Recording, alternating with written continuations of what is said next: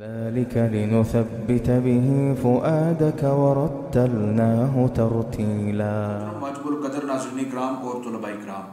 سند قرات سیدنا امام ابن کثیر مکی رحمۃ اللہ تعالی علیہ، حضرت سیدنا امام ابن کثیر مکی رحمۃ اللہ تعالی علیہ نے اس قرات کو مشہور مفسر امام ابن مجاہد اور درباز بن صاحب صحابی رضی اللہ تعالیٰ عنہ سے حاصل کی، اور پھر حضرت درباز بن صاحب صحابی رضی اللہ تعالیٰ عنہ نے حضرت ابن عباس رضی اللہ تعالیٰ عنہ سے اس قرات کو حاصل کیا، اور پھر حضرت ابن عباس رضی اللہ تعالیٰ عنہ نے حضرت عبیش بن کعب اور حضرت زید بن ثابت رضی اللہ تعالیٰ عنہ سے اس قرات کو حاصل کیا، اور پھر ان دونوں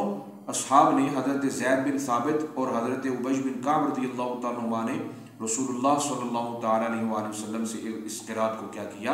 حاصل کی۔ یہ قرات رسول اللہ صلی اللہ تعالیٰ علیہ وآلہ وسلم ہے جو 4 واسطوں سے حضرت امام ابن کثیر مکی رحمہ اللہ اور پھر ان کے آگے دو راوی حضرت سیدنا امام بزی و سیدنا امام قنبل رحمۃ اللہ تعالیٰ علیہما نے کیا کیا، امت تک اس قرات کو پہنچایا۔ تو کل 4 واسطوں سے یہ قرات جو ہے رسول اللہ صلی اللہ تعالیٰ علیہ وسلم تک پہنچتی ہے، اور اس سے واضح ہو گیا ہے کہ رسول اکرم صلی اللہ علیہ وآلہ وسلم پڑھا کرتے تھے، پھر اصحاب نے آپ سے سیکھا، حضور نے تعلیم دی، اور پھر اصحاب رسول نے جو ہے وہ آگے امت تک کیا کیا، اس قرات کو پہنچایا۔ تو کل 4 واسطوں سے یہ قرات سیدنا امام ابن کثیر مکی رحمۃ اللہ تعالیٰ جو ہے ثابت ہے۔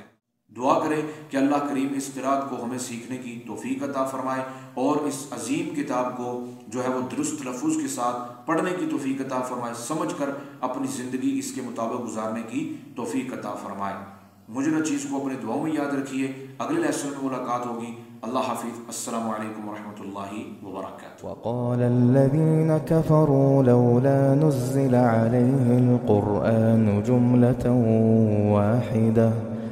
كذلك لنثبت به فؤادك ورتلناه ترتيلا.